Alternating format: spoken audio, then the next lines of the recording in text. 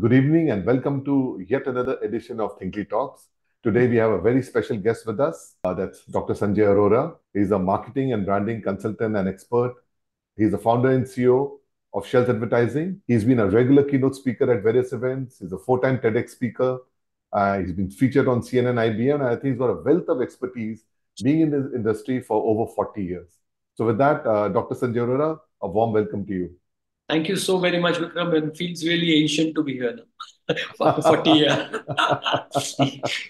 Yeah. I mean, I'm sure it's been a youthful journey being in something like Yes. advertising. Yeah. Absolutely. Absolutely. Yes. Sanjay, I think why don't we just kick this off by, just walking us through as to what landed you in advertising? How did you choose this, as really as a profession, and what made you really stay on? Like I shared with you, I was in advertising for a couple of Yes. years, Yes. and I Yeah. Yeah. felt I was, going pretty fast. But what So kept you going? not everyone is as lucky. So with me, I'll tell you how it was. I was doing my MBA from Nagpur itself, and Mhm. after the first year, we had to do an internship, and I had then no clue what I'd do. But one thing was very clear in my mind that I would do whatever I have to in marketing itself because that is the only industry that kind of interested me, not HR, not of course numbers. I was always very bad with, so I couldn't figure out any figure that didn't walk on two legs. Mhm. So, so I could never look at finance at all. So, perforce the option, and also my interest was marketing, but it could be any form of marketing. So while we were there was a friend of mine who was a year ahead. In the second year, we were in the first year. And he mentioned that I'm talking about way back in 84, 85. This was so. He mentioned, why don't you do it in advertising?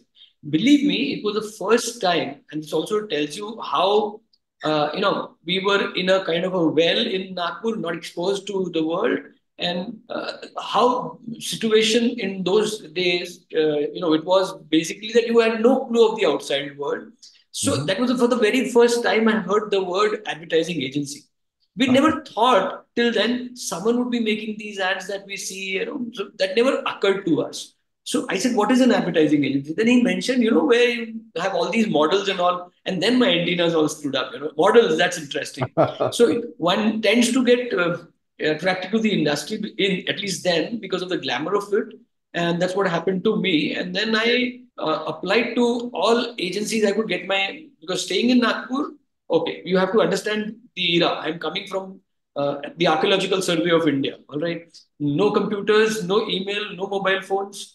So you had nothing at all you needed to do was find out what I did was went up to a friend who was in the newspaper industry publications, borrowed a book of INS, Indian Newspaper Society. It was then IENS, Indian Eastern Newspaper Society, and they had the addresses of all accredited agencies. And since I could only go to Delhi because I had relatives there, and we were not from a too wealthy background, so I couldn't go to Bombay and look up a place and stay there and do the internship. I had relatives in Delhi, so I could do it there.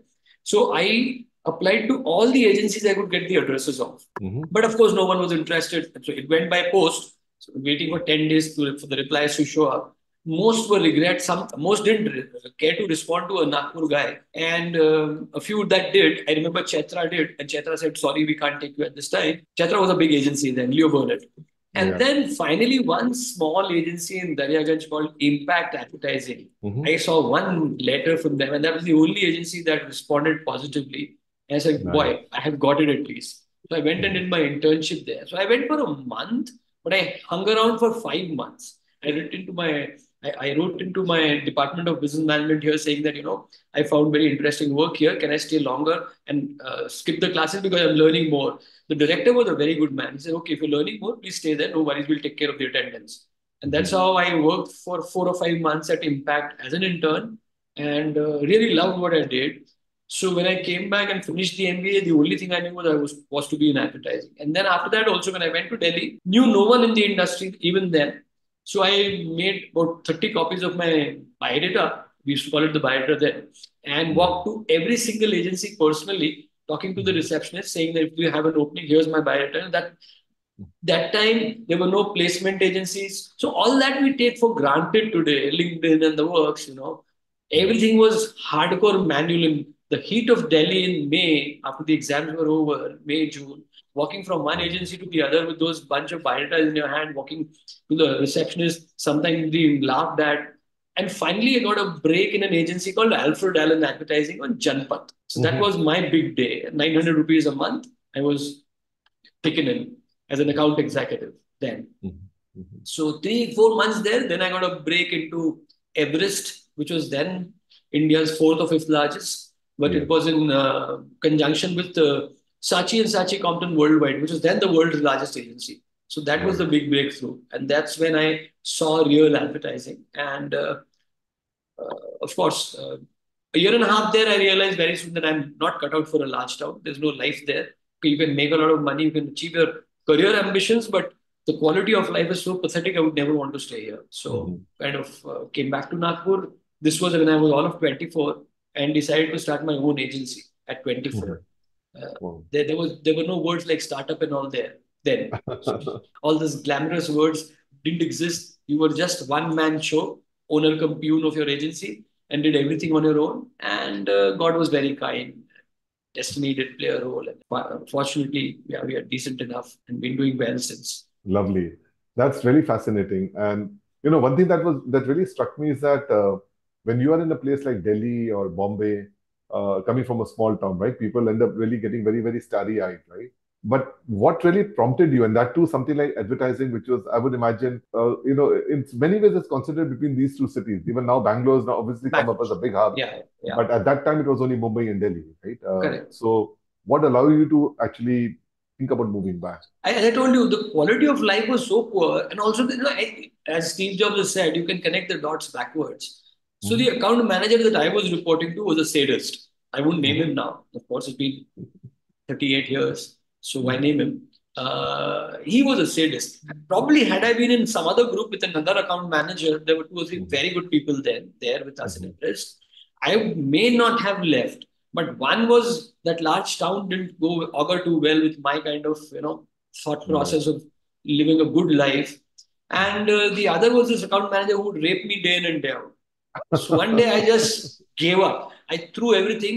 I just left the agency in the evening, never to go back. I didn't even send Mhm. in my resignation letter.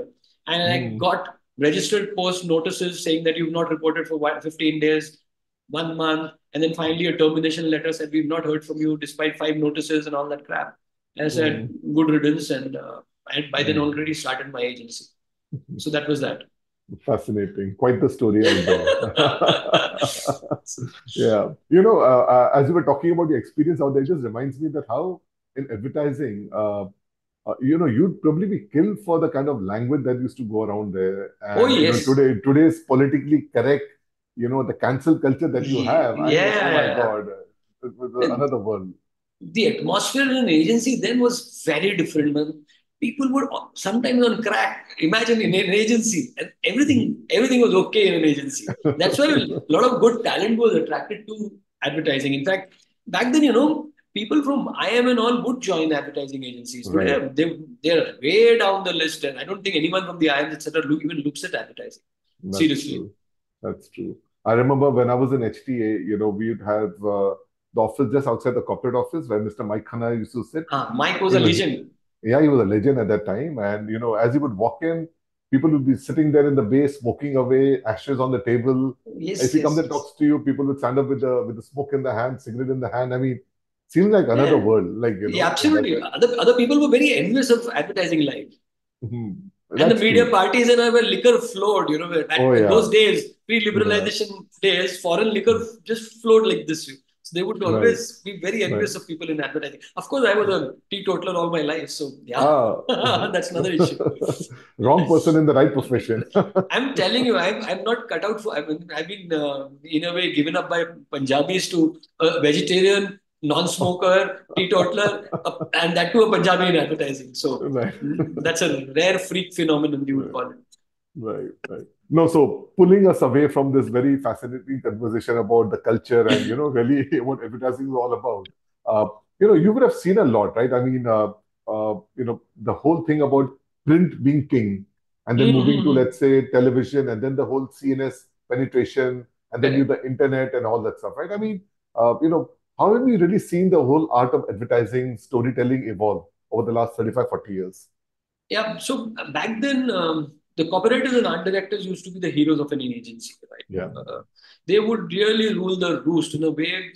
Even the branch director or the vice president wouldn't, kind of take too many pangas with them because they were the kings, absolute kings, and they were Yeah. darn good at their job. So, of course, we've all heard the stories. I've seen it myself that they would, kind of laze around till the last minute deadline and then work overnight and the final big thing, the presentations, etc. But you know what? There was a lot of human touch to advertising then. The Mhm. personalities of the people kind of reflected in the work that you saw. Just like, you can identify M.F. Hussain from Hazar other Mhm. paintings, all right? Yeah. Similarly, the personality of every writer and the art director or creative director could be seen in the work. That signature style would be there or something about it, which has kind of become completely diffused today. So there is no character, if you ask me. And everything had to be hand done. So every line, headline, etc., was written on yellow paper, hand, and after that, the art director would do scribbles, and there were so many scribbles strewn around in an art department. Less scribbles, maybe more cigarette butts. And then there would be a bit of bickering also amongst them, but they worked as teams. They always worked as team, more or less. Mhm. And then finally something came up, and then we all, electric excitement there. And then the Mhm. finishing artists would get to work, Mhm. spray painting, and all that used to be happen within the agencies. Small Mhm. sprays we had. I don't know whether you recollect that. And Mhm. everything was hand finished, everything. And from there to when photo typesetting came in, we used to do blogs, nats, etc., to send out to publications. It was one black hole. There were no couriers.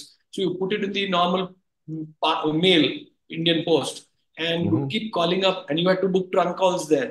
There was Yeah. not even a STD, all right? So when you booked a trunk call to say from we were in Delhi and the material was to, and I was responsible for a few clients, sit with the media guy, book a trunk call.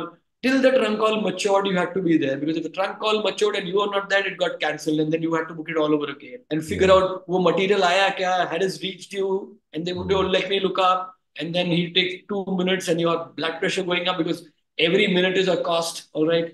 And Mhm. finally you say, no, that material hasn't arrived as yet. Let me check the evening dark. Mhm. People today cannot even begin to imagine what kind of a logistic and a nightmare it was to ensure finally how material aa gaya. Now Mhm. scheduling mein jayega and they'll decide when next to take it. So anything you had to schedule much in advance, 15 din, 20 din, Whereas today you just send a PDF and talk to them or don't even talk to them. And Mhm. it is, in fact, I'll tell you, no, this is not like that, in a sense, slightly gory. Okay. Someone passes away at 8 in the evening, and we've done ads and seen it in the print next morning. This Mhm. happens, obituary, Mhm. etc. You send Right. material even at midnight, they'll hold it, they'll put it if you have good relations with them. And there's, of course, all publications are now hungry for advertising because revenue itna gir gaya hai. So, Mhm. then and today, there just cannot be a comparison. But of Mhm. course, as I said, there were more excitement, there were more involvement in what you did. I guess Mhm. somewhere along the line that has changed quite a lot. The attitude towards your profession, etc., etc. But in terms of, the one question that I always struggle with is 80s and 90s was the era when we really started talking about brands per se, Yeah, yeah, right? I mean, yeah, from yeah, yeah, yeah, products, brands, and we had these yeah, yeah. iconic brands like the Coke, really the what should I say, iconic Coke versus Pepsi wars, the Correct, correct. McDonald's Golden Arches, right? So Yeah, yeah, yeah. everybody wanted to get into advertising to do this thing called brand building, right? I mean, Correct, that was correct. all about. The Right, brand right. managers wanted to come up with this, iconic thematic ads and stuff like that, right? Yeah, And suddenly, when you rush to today, you really have everything is all about, like a lead generation. It's about, cost per click. It's about call to action. It's about performance right, marketing, right?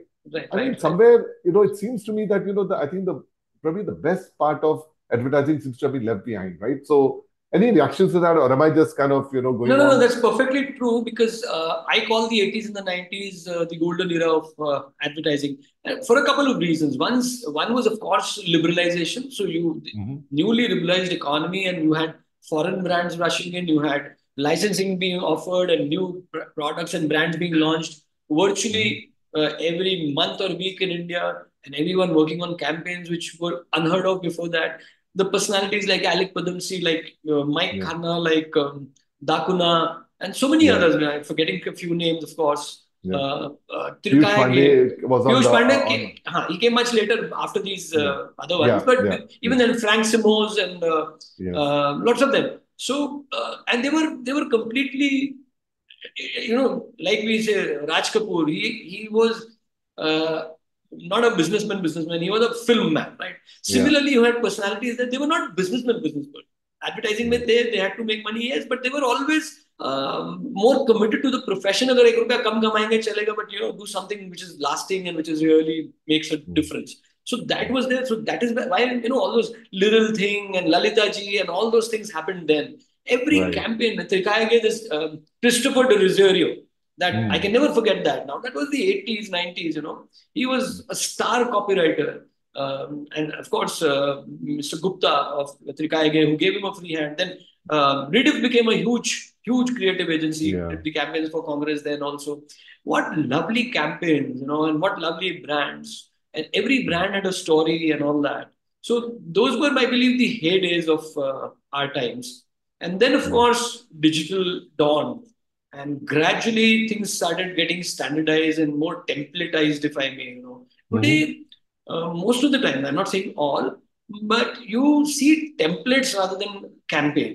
Everything is Mm-hmm. very static and structured, and there's no life in it, in my opinion. And Mm. of course, you have to have these two sides of the coin. You can't just be creative and not make money for the brand. But Mm. even today, there are so Mm. storytelling even today has suddenly gained a lot of prominence. So therefore, Mm. content creation is a different part of digital advertising. So there are Yeah. different. Have you heard of designations like vice president meme marketing? You have Elon Musk as the chief meme officer anyway of Yeah, it. exactly. So yeah, but ultimately the human need for good communication will always be there, and in all this Yeah. clutter and all these structured, templatized communication, those that do that kind of work tend to stand out, and therefore they will be there. But from campaigns where you expected the campaign to keep running and giving you a huge impact for a 3 4 year period Right.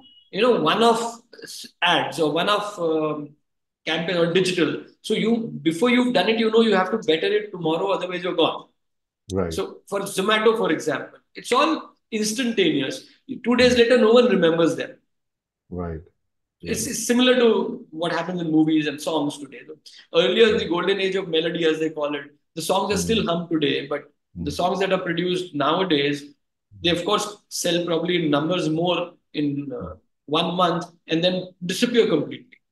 That's true. So That's we're in true. that age. Right.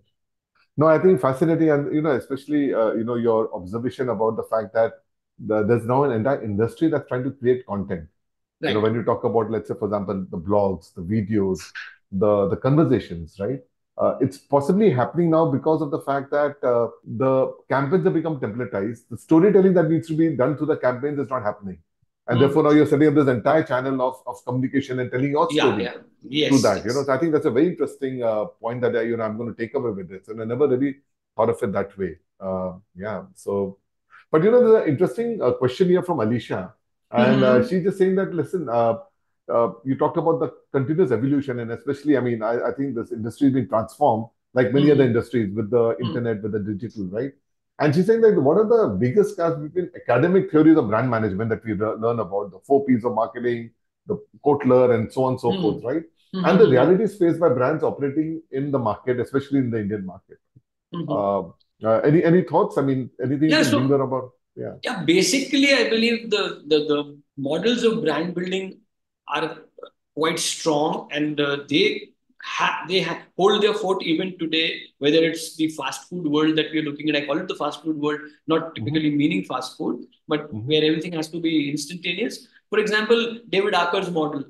So if you look at it, it still makes sense. Or Keffer's pyramid, for example, you Mm-hmm. have to analyze the brand through that. Or this guy, I'm forgetting his name now, Kepler's pyramid, and then there's Kepler or something on my tip of my tongue now. Mm-hmm. Kevin Keller's model. Mm-hmm. So Mm-hmm. there are a few classical models which hold. afford even today. And if you really need to think of a brand in a certain perspective, you can use these models to look at the brand and build it further and understand its strengths today and where do you want to go with it tomorrow, etc., etc. And it reflects everything, the brand's personality and all of that you want to study in a brand. So, there's another question from Anupama. She's saying that, Mm-hmm. okay, you talked about the fact that, campaigns have got templatized, Mm-hmm. yet there have been some breakthrough campaigns Oh that yes, have oh come yes, oh later. yes. So, which one would you say that, which is your favorite campaign of all time? And let's pick up a favorite campaign over the last, let's say, 3 years. Favorite campaign of all time, in my opinion, would definitely be one of the favorite. You can't have just one favorite. No, absolutely. Yeah, Yeah. yeah. So Mm. Fevicol has done some tremendous work consistently, That's true. consistently. So you That's can't true. just forget Fevicol. So Hmm. yes, they've done brilliant work. In fact, there are a couple of ads that stick around. The brands are no longer there. Ericsson phones, for example, that phone, small wala. Yeah, Who can forget? small. Yeah, yeah. Yeah, all of us who've seen it can never forget it, though the brand doesn't exist anymore. So the brand may have died, the campaign Yeah. tends to One, linger the on. one black coffee campaign, right? One black coffee. Who can? The expression itself was amazing. That's true. So those kind of things. Then Zomato is doing some very creative work these days. Hmm. So Hmm. yeah, but again, each one has to be like different than the other, and therefore Right. topical, something that brings a smile to your face, or something sarcastic. So they've been Right. doing good work. Then Right. Amul, of course, has always been there. Right. If you The Amul topical hoardings, they've always Absolutely. been, I yeah, mean, yeah. So the that has, Kuna, yeah, yeah, basically. the Yeah. Amul girl and that. So they have been Right. doing good work. And one of the good campaigns was also Raymond's The Complete Man. Rajiv Right. Agarwal started at Nexus. I remember this. Right. And it carried on for more than a decade. Right. And it changed the brand perception completely, the brand personality completely. That is what a brand campaign is, if you ask Right. me. Right. It is not one feature, something else. Ultimately, fabric, you're going to make something out of it, all fabrics. And we Right. used to handle JCT Phagwara mills when I was in Hmm. Everest. So Hmm. ultimately, these are fabrics which are more or less the same on it, not Right. major difference. But look at Right. where that one campaign, the complete man took Raymond's, the stature that it gave that brand, and Right. where it left everyone behind. Those are the Right. kind of campaigns I'm talking about. Just staying with this thought, I mean, you Hmm. talked about Ericsson, you talked about Raymond's, right? And, Raymond, for example, obviously seems to be, not exactly in a dominant position like it was, because obviously you've got a lot of So much foreign has brands which happened. are, yeah, so much has happened, and the whole people The want, family fast, itself, family squabbles and all have taken a toll on the business. yeah, It's not yeah, just the brand yeah. story, it's internal I was issues. just trying to bypass that part, but Ah, yeah, I know, but that's the truth. let's You have to bring it that, up. yeah, absolutely. So but how do you think a brand can stay relevant? In that sense. I mean, have you seen a good brand kind of keep reinventing? Let's stick to an Indian brand because I know in the international brands have done a good job. Yes, yes, Um, yes. any thoughts that come to you, spring to your mind? So yeah, Bullet is one. Oh yeah, Bullet is very powerful brand. After Aisha took it over, yeah, it was actually on its way out, if you ask me. very And then true. they had the template of Harley Davidson. Look, they didn't reinvent anything at all, but they did That's it in true. an Indian context, in an Indian way. And Yeah, I think they should be given a lot of credit to where the Bullet is. yeah, All the other Indian brands of that era, your yeah. Yazdis and your Rashdoots have fallen by the side The and gone. Java, I think the Java got acquired by Java, Mahindra. but it didn't do too well. Yeah, yeah, that's right. Yeah, The yeah, relaunch yeah. didn't work too much. But yes, Right, Bullet, you have to give a lot of credit to how they've right, really, in terms of the brand personality, changed it and given it a aura that, it's kind of the Indian Harley Davidson, if you ask me, right. with a very There are a Indian lot ethos of again. questions on branding, and I'm just trying to actually conflate some of them and put it together. So please Yeah. excuse me, community. I No, no think worries. we just No, have to stay. no, Yeah. no But problem. I was just thinking that what was your reaction? When you saw the Air India being relaunched, and Uh-huh. I almost kind of expected the Maharaja to make a comeback. Same Somehow. here. And I just thought that was such a nice thing, which talked about, not really about being the country of snake charmers, but the country of hospitality, the country of a rich Yeah. culture. What is your take on that? Do you think they missed it Actually, by?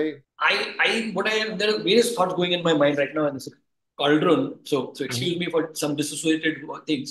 One No. is, I'm starting with saying that it's probably too early judging them, but whatever has Mhm. happened, I think it's been about 3 to 5 years since they've acquired that, roughly. I It's think been a maybe a year or two. I can't place I it. think Yeah, but more. yeah, So, yeah. but Okay, it's been a huge disappointment, at right. least as far as the brand refreshing and etc. Yeah. is concerned, because one expected much more out of Tata's and Mhm. heritage of Air India, etc. I'm sure some things are in the works and will see the light of the day maybe in a few Right. years when they have acquired new aircrafts, etc. But Right. till now, whether it is the experience of Air India, they are in some controversy or the other virtually every day. So Yeah. changing the culture of an organization, a culture of an organization as large as Air India probably is very difficult and it's going to take a Hmm. long time to happen, I'm sure. And therefore you hear of one thing or the other going wrong. But even in the perceptual space where whatever has been done in terms of the dresses, for example, the air hostesses, etc., and the communication that has whatever little has happened, Right. it's no great shakes at all. In fact, it carries on with the fuddy-duddy Air India imagery of Yeah. the bygone public sector era. I'm very Right. blunt and I'm actually don't, I have no axe to Qualms of. grind anyway. Yeah, so therefore, I've been pretty disappointed with what Air India has done till now. It should have done far, Yeah, far better. yeah, yeah. It's again, in some many ways you could call it templatized. It doesn't have the warmth of what Air It India doesn't, stood for, yeah, yeah, like absolutely. and the Tatas, I mean, yeah. Yeah, But yeah, I like we said, I mean, you have a very sharp person at the helm, and I'm sure they'll probably get their act right. yes, They always do. yeah, yeah, they Um, always do. yeah, but a few questions from Assad and a couple of others Uh, that I read above. uh-huh. They're trying to really understand the role of influencers. Mm-hmm. Uh, in our time, in your time, and in the short period that I was there, it was always about which mega star can a brand sign up.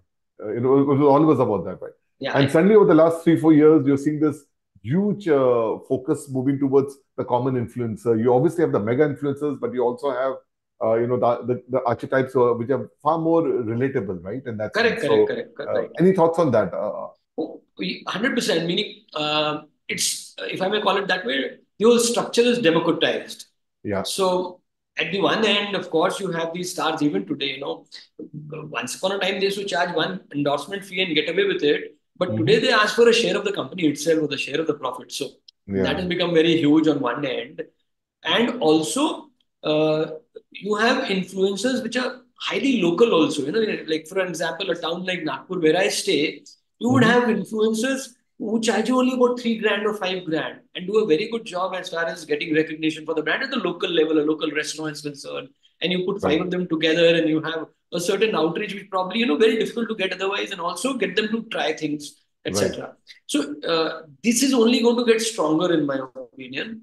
Right. In fact, I've been on both sides, so I've been an influencer. I am an influencer too, in a way, but I try and Oh. resist the temptation of too many assignment. I do Hmm. very few and far between. But yes, just to taste and figure out what is happening. Right. So you get a lot of freedom from brands to do what you want to do as an influencer. Number one, it's Hmm. not as structured and in fact, the Enlightened brand, at least I did one for Flipkart. Hmm. They didn't dictate a word. They said, "This is it. You write your own script. You do it the way you do it on your Instagram channel." And I have a style of doing straight into the camera. One bit of marketing wisdom delivered every day, and Hmm. I did it the same way without any. And not a word was changed. I sent it to them as it is was reproduced. So the idea is that influencers are here to stay. There is no doubt about that. The media itself being very dynamic and ephemeral. Hmm. Yesterday there was a TikTok and it was banned, and today there's Instagram. Tomorrow there'll be something else. In between you have Snapchat, which Insta kind of copied and therefore pushed it out. So this is going to be dynamic. The channels will keep changing. The formats will keep changing. We can't predict what is going to happen. Even on the same channel, the algorithms keep changing all the time. So you have to be alert about that too. Instagram just changed the algorithm about in April. So everything is going wrong for the large creators now. So you will have to understand that yes, as an influencer, you will need to be alert. You may not get the same traction you were getting yesterday, despite being the same person doing the same thing. You have to reinvent yourself to be very, very alert about what is happening and be there first if something new happens. So those Right. kind of things will be there. But the brands can definitely take huge advantage. They are already doing it of Right. influencers. Right. So I think the key takeaway is that there's a democratization of influencer happening, and maybe the consumers want people who are far more relatable, and I think Yes, that's really yes. what's happening, and I think there's a lot of Yeah, yeah. opportunity for innovation around that. For everyone, in fact, for a brand as well as the influencer, you can choose from a large national, international guy to a small, localized, Small. at times even the smallest of the locality kind based influencer also. And Right. it works for you. It Right. works. So, just to, lead in with that, there's an interesting question here from Aishwarya. Hmm. Saying that how do, advertising, gurus, how do you all come up with a good campaign? Anything that you want to talk about, either from your own personal experience when you kind of cracked an interesting campaign, or having worked with, let's say, somebody else, when you worked with Hmm. Everest and other places where they kind of, really hit upon that idea. So, Anything that, first of all, it's coming from a non-guru. So, I'm not the best person to ask this question to. I'm a small guy from a small agency in a small town. that's Nevertheless, just you being very humble, but no, yeah, seriously, but no, that's the sure. truth. But yeah, the old principles remain the same. The more closer to the product you are, meaning we Mhm. were taught right from the beginning to go to the factory, look at the product being manufactured, look at every ingredient, figure out about every ingredient, what does it do, then go out in the market, speak to the consumer, get the right insights. You never know where the idea is going to come from. So one way Mhm. of doing it today is you just shove something into ChatGPT and come out with a few lines, which everyone can immediately point out your ChatGPT. Yeah. And the other way is the old way, which is doing the hard work. But then that's you can only do that if you have a campaign which is going to last around, which is calls for so many resources, etc. It cannot be Mhm. done for a everyday post thing. Right. There's a digital account you're handling and you have to post consistently for 30 days. Then of course the general direction can be taken from this kind of a work, but every day you can't do that. So campaign wise, yes, consumer insight I believe plays the biggest role. The better the consumer insight you've got, and Mm. the more authentic it is, the more powerful the campaign will be. In fact, in my Mm. opinion, always a slightly less creative campaign, which is Mhm. based on a consumer insight and strategic, will deliver more results than a very creative campaign, which is basically, will attract Mm. attention because of its creativity and maybe stay Mm. there. But if it is not strategic enough and based on a consumer insight, the product will not sell. So you have to Right. balance out these two things. This is where Right. the key role of a good advertising person comes in. Nice. So consumer insight, which means really knowing your customer, talking to them all the time, and really seeing how the product Yeah. is coming out. I mean, those are the keys for So I'll give somebody you a to kind small example. It's a of. classical thing, and always the old ones that did it. So Liril, if you remember the launch of Yeah. Liril. So Liril's insight was very interesting. I read this case study long, long ago, and we discussed this too. That it was not about just freshness. Liril's key insight was, and they did a lot of research before working on this, getting onto this, is that and it was targeted at the woman, young woman. So at that point in time, I'm talking about late 70s, I think was when it was launched, that Mm. a lady was only free in an Indian household, which was then most often joint family, would be her own in the bathroom and nowhere else. All right. All through the day, she had no personal space at all. No Mm. personal space at all. Either the in-laws were there, the kids were there, the husband was there, and she had to do what she had to do as a homemaker, etc. The only personal space she had was in the bathroom. Wow. And that is where, this campaign's idea came from, that you go free, you go completely berserk. And that was what Right. the energy was captured in that ad. And similarly, in another campaign, which Muhammad Khan in Enterprise did for Charms cigarette. Charms, Hmm. if you remember.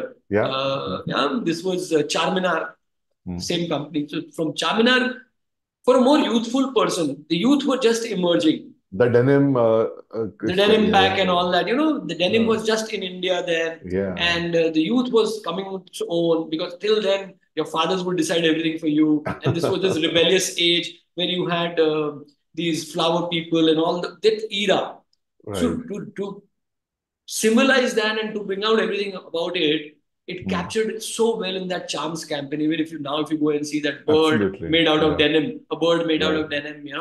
So Right. those were the campaigns that actually went deep inside people's life to figure out what was. Otherwise, it was another cigarette, right? What was Absolutely.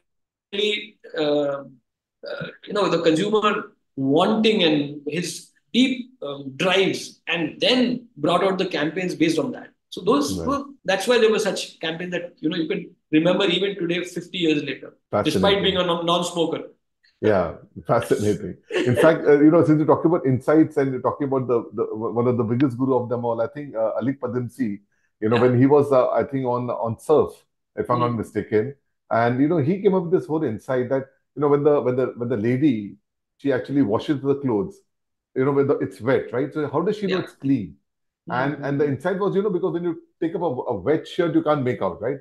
So Mm. the way she recognizes it's clean or not is by smelling it, you know. And when you have the freshness, Ah. that's the thing that they came up with when the surf started coming up with that extra, aroma Okay. out there, Okay. So you Okay. kind of Okay. wash the cloth and you smell and it Ah. feels like it's clean. And which is Yes. what you see Lalita ji doing, Yeah. apparently in all the ads. Like, I thought it was Yeah. an Yeah. awesome insight, for a category because, Yes. no, lovely. Really enjoying this conversation, So, but Sanjay, just moving along, Uh-huh. coming to a very interesting post of yours which went viral.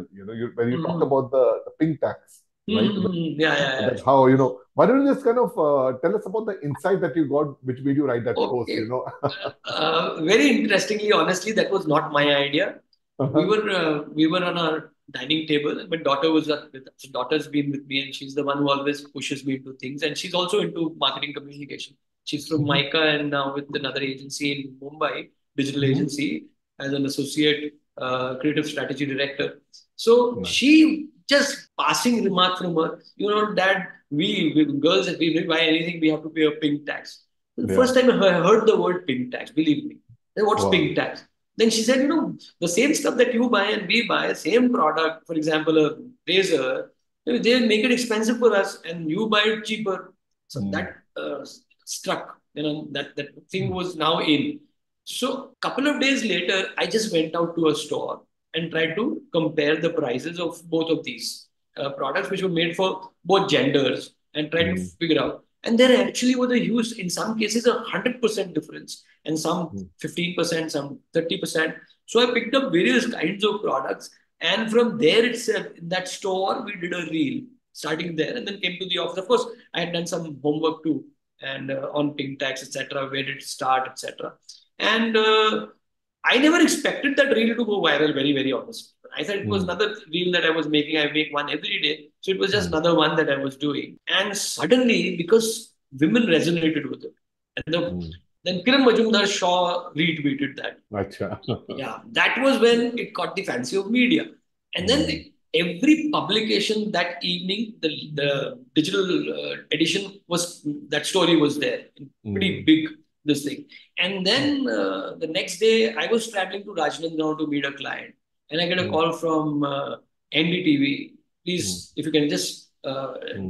20 minutes later, we're going live with this economist here, that guy, and we want you to be on the panel since you've done this and raised this whole debate. So Mm. I had to stop at a roadside dhaba there, with signal Mm. slightly not too good too. But then we did a show from there, and then again Mm. afternoon another language show, and then another one on CNN News Mm. 18. So that was because I think women for the first time were in a way brought to this thing that they are actually in a way being fleeced. Mm. For them, it was a huge shock. They didn't know. They were, suppose you're buying a women's product, you don't go and compare with the male's product. And here I Yeah. would given both the products and comparison in terms of Mm. grammage, price, etc., everything. Mm. And for the first time, they felt that, yeah, we are being fleeced. Mm. So that's why it probably caught on and became so viral. So why do you think this happens, in your view? What happens? Why women, being asked to pay more than men? There are various reasons for different kinds of products. One, of course, is the industry believes that if a woman is buying, she's more particular about things, etc., and she can be charged a little more than a Right. male. A male is probably not so serious about products as a woman is, and Yeah. that could be one reason. Two could Mm. be in certain categories, maybe the scales. So probably men buy more razors in any case because we shave daily, and a woman Yeah. will probably buy less. So the economies of scale, probably, I don't know, could be Yeah. one of the reasons. And third, of course, is vanity. So a lot of women product, just because they're packed in pink and some aroma around it, etc., and just pamper the ego and charge a little more. So every company wants to be more profitable. So those kind of things are at work here, I guess. But then Right. surprisingly, there is a reverse phenomena called a blue tax also, where males are charged more. And this also I came to know because of this reel. Is for example, pubs. Women are on certain nights allowed in free, where guy has to pay. Yeah. So in certain scenarios, the guy pays more and the lady doesn't. That also Yeah. happens. You wonder the when is the night free for women, right? I mean, where did that come from? Like, Yes. do I So get a free because entry if I identify myself as a woman? Like, I don't that's know. because they know if the women is inside, you will definitely come. Yeah, no, very interesting. I think that was a lovely take, and in fact, I was just thinking about it in a very different way. I Mhm. won't name the client, but Mhm. once a client told me that uh, he says, in our factory in Bangalore, Mhm. we have the same production line on Mhm. which first the packs that go on are all for the fairness cream, then that Mhm. thing stops, and the Mhm. same cream goes into something else, which is actually for the sunscreen cream. Mhm. And then the third one, it actually goes into a product which is for the winter cream. Like, the same Yeah, formula which yeah. goes in, like, No change at and all, you you can mean? see, yeah, and the same product, and it's actually just priced so differently. And, I think, in a way, if you look at it, advertising is all about not only about selling the functional utility, it's also about selling the emotion and the story, It right? is And more I about think emotion. yeah, exactly. And I mean, I think any woman, any husband who's watched a wife go pick up a Louis Vuitton really wonders what the hell is she paying, that much money for, or what is he paying that money for? So I think Same at the end of thing. the day, yeah. She feels the same when you go and buy a Mercedes.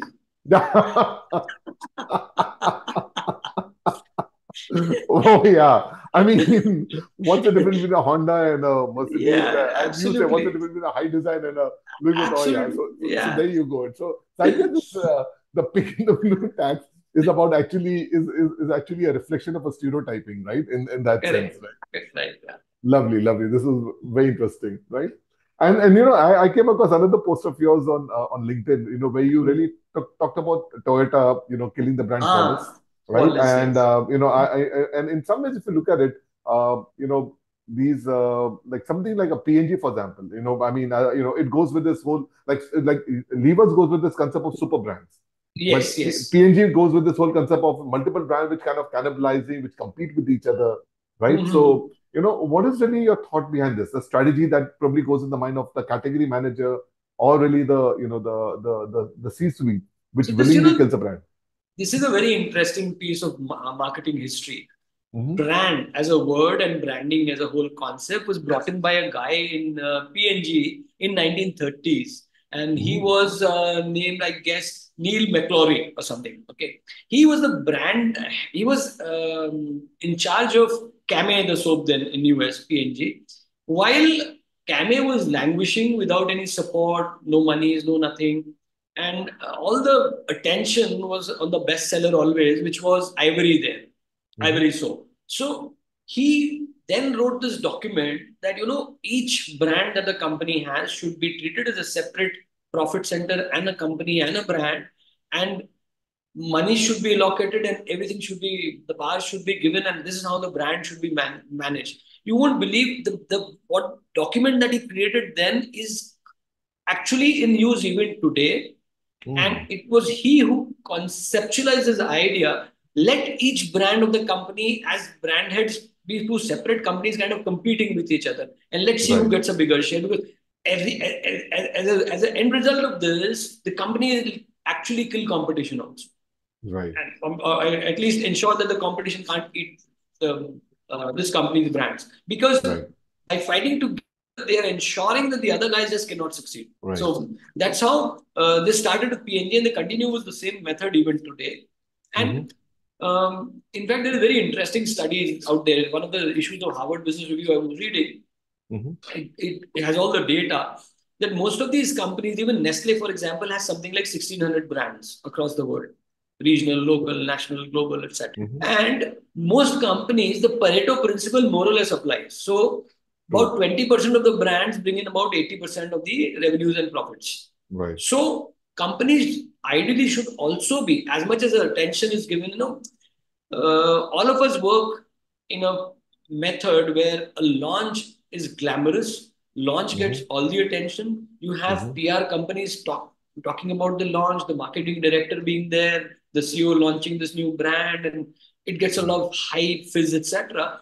Whereas when a brand is dies out, it happens in silence in the Yeah. backyard. No one Mm-hmm. should see it, etc. Yeah. But ideal situations should be where companies can decide and which brands are not relevant to the market anymore. And if the brand is so closely associated with the product category and the product category itself is died out, can the brand be revived? These kind of questions should be asked. And the Mm-hmm. brand should be, if not worthwhile, if not bringing in the profits, should Mm-hmm. be given a silent or a decent burial. But Mm-hmm. we continue to linger around with brands which have nowhere to go, directionless. We keep spending money behind them at times, and they actually are a drain on the company. So this whole area today, even today, is not looked at very scientifically if you look at it. Of brands being, but today, what has happened, fortunately, with the age that we live, I always talk about it in my workshops, etc. Also, that we've seen shrinking product life cycles from a time when you invented a product, for example, a Walkman for Sony. A radio Yeah. probably lasted for Sony 30 years. A Walkman Correct. probably did it 15 or 20 years. Mm. Today, a mobile phone model will not, do more than 6 months. Apple probably is the only one which Yeah. has the luxury of having one iPhone model a year. Yeah. Otherwise, most have a cycle of about 3 to 4 months. Once a quarter, you have 2, 3 models. So the company knows which is the next product or the model in the brand pipeline which is going to kill this one. Because if Mm. they don't do it, the competition surely will. So it's better to Right. kill your own product, replace it on the shelf by another one, so that that Right. can be sold and the Right. competition can be kept at bay because shelf space is so expensive also. So Right. these kind of things have become a reality today. No, fascinating insight. I'm sure everybody who's listening in is really taking away some very interesting takeaways from this conversation. Thank Uh, you. so Sanjay, just moving along, as we're Mhm. going to be on the hour soon. Like, let's just talk a little bit about, where is this all headed now? We've seen, like you said, radio advertising, print, television, CNS, digital. Where do you see the future of advertising headed? And also, I was very curious in this over-connected world now. How do you see the role of agencies sitting out of smaller towns like Nagpur? Do you Mhm. have an ability to kind of, pull in the work, let's say, from the metros, from international clients? So if you could just maybe touch upon all those aspects would be very interesting. Currently, if you ask me, it's a very confused scenario. Everything is in a flux at this point in time. And yes, because of the democratization of communication being creation of communication, once upon a time you needed a huge setup with good people, at least 10 of them together to produce good work. Today, Hmm. one guy skilled, can produce good quality work from anywhere. So that's one. And therefore, large agencies are also getting hit by these one-off guys who are doing some brilliant work somewhere, and therefore they get connected to the large agency comes and says, look, I want this done from you. Or the client himself says, I want that guy to do my work. So that Hmm. is happening, number one. But even today, this is more one-off and not a formalized system in place. Three, with I'm sure you would have wanted to talk about this, the AI thing coming in, we're all threatened to a certain extent because just the Yeah. other day I was looking at something wherein all the digital agencies, what we do today in terms of coming up with a lead gen ad, for example, coming Hmm. up three versions of it, someone writing the copy there, someone doing the visual, putting it all together, even today for a lead gen ad on, say, Meta platform. Okay. So we do three versions, so A/B testing, and then it's, you decide which one pulls in more, and then you run that one, and then you test another one with this winner, and gradually you keep doing more winners and testing against each other and keep optimizing over a period of time. Now, this entire process till last year was more or less done manually. Hmm. Now, Meta has itself announced that this whole process is going to be AI driven. In fact, they've already Hmm. probably launched it, if I'm not mistaken, in some parts. So now, imagine you are not needed in the whole process. So based Yeah. on zillions of data points of what words have worked with consumers, what kind of consumers, what is your target audience based on which the brand, the persona that you have, okay, what has worked with them, generating through AI all those headlines, all those visuals and those visuals are also generated on AI, so you don't have a model tomorrow complaining about fee, etc. And zillions of them being tested in real time against each other, and the winners popping up and cost being optimized. Where do you see a guy who's doing performance marketing today? Is my question. Yeah. I don't have an answer to this. All right. So that is one. Two, So they made even the the brand guys obsolete. not the The brand guy maybe, and but what I meant is the whole or the concept of brand marketing and the brand yeah. building went obsolete because of performance. Because in the end of the day, you would rather put your monies on sales, No, but measurable. then imagine a scenario where you have 10 such companies wanting to do the same thing. What happens? The AI is going to throw up the same stuff for each of these guys. Yeah, And therefore, brand building guys would probably be there, but maybe the performance marketing guy would be not needed anymore. So the yeah, brand guy probably brings in that human element of deciding on the brand personality, etc., doing yeah. some insight work, working on the insights, etc. So as I Hmm. said, it's all in a flux right now. So we are all wanting to know and guesstimating and trying to predict the future. So Right. that's one area. Two is everything being available on a demand. So therefore, I've been reading here and there that if you want to watch something of a certain genre with certain kind of a cast that you like, Hmm. tomorrow you will get a series on Netflix made for you, each series for Hmm. each of us. Whichever we want to watch. Suppose you want to watch a comedy with some artist who's never done comedy, and Yeah, what kind of genre. So within which also you want to describe the plot a little, and then the entire series is streamed for you only, and you watch it done over with. So that's for yeah, you. So we could yeah. have individualized entertainment happening. Based on Mm. that, we could have individualized communication happening because therefore you have been mapped what you like, Right. what you don't like. The product placement may happen in that. So Mm. these are imponderables today. So Right. you're watching something, and as a platform, I need to make money also. So I ensure that I weave in a brand which is aligned with this kind of a brand personality, with you as a target persona. Mm. So intricately a part of the whole plot and story that it Mm. flows to you. So Right. therefore, advertising for one person, personalized advertising might happen. Mm. That is where I am looking at things going. So, but as Mm. I said, early days, you never Mm. know. But this is definitely a direction I can see. I think Aman and I think Aishwarya they were actually asking some questions on the Uh-huh. future of advertising the next 5 years and AI, and I think you kind of Hmm. really covered that This, aspect very well. And I think yes. nobody knows. I mean, for example, in when you let's say have conversation with people in the AI world, they have no idea what's going to happen next week. Yes. Like when Sora dropped, people were Uh-huh. zapped, like say, oh my god. And Yes. when you look at what happened with WWDC, the Apple Yes. developer conference which happened on Yesterday. Monday, mind-blowing stuff, right? I Yeah. mean, Yeah. so I think, and you can now create emojis with a text prompt. You can create videos, and you know So greater and greater personalization is what is going to definitely happen. that's You going to happen. every your DNA is a data point with the company, and they will Yeah, decide. They know exactly when what you will need at what point of time you get up in the morning. What do you do, and therefore at that point what is important to you and what should be fed. right. Similarly in the afternoon. Similarly, so your life cycle in the year, what month you are where, what are you doing, etc., etc. Everything can be so personalized for that moment. Right. Sanjay, if somebody, I'm sure if your daughter would have asked you a question maybe 5 years back before she went to Micah, right? Like, what do I Uh, do which will ensure that I'm future proof and not do something which will get taken over by the robots and the AI? Because at that time, I think the simplest answer, at least something that I would give people is do something which is more right brain because all yeah. the left brain jobs were getting eaten away, right? I mean, the job of an Hmm. analyst, the job of a Hmm. trader, the job of Hmm. anything which Hmm. requires you to do something which is left brain, which is analytical, the Hmm. AI was fantastic at. Yeah. So as long as you stayed on the right side of the spectrum, and of course I'm using a very reductionist statement, you were possibly safe, which is thinking, design, Hmm. strategy, is all there.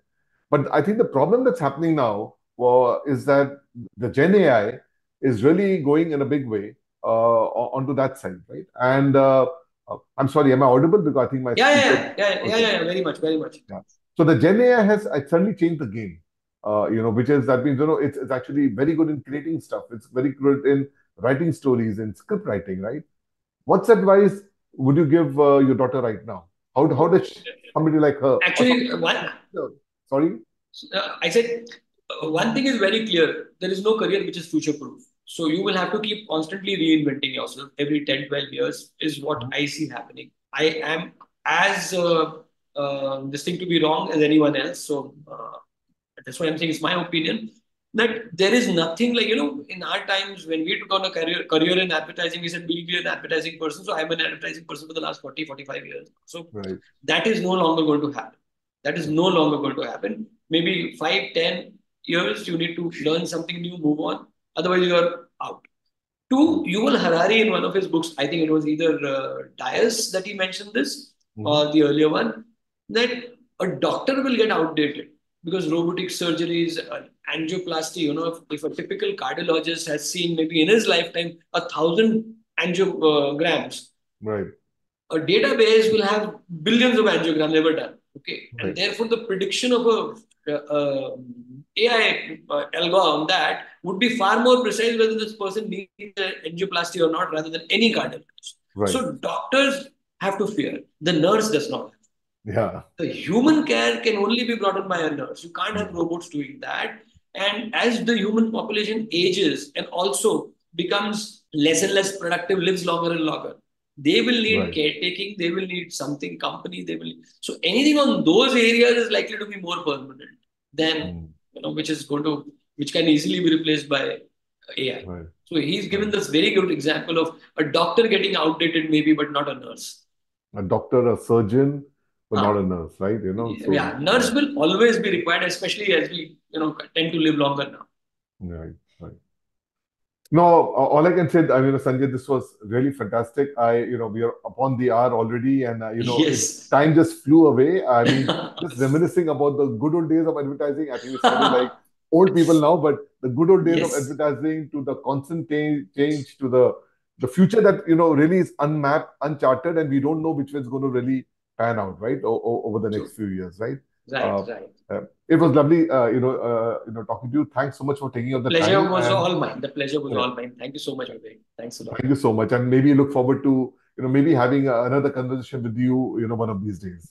Yeah. Surely, yes. Most welcome. Thanks a All ton right. for having me Thanks on. so Thank much. you very much. Thanks so much for Thanks. doing this. My pleasure. God Bye-bye. bless. Bye. Bye.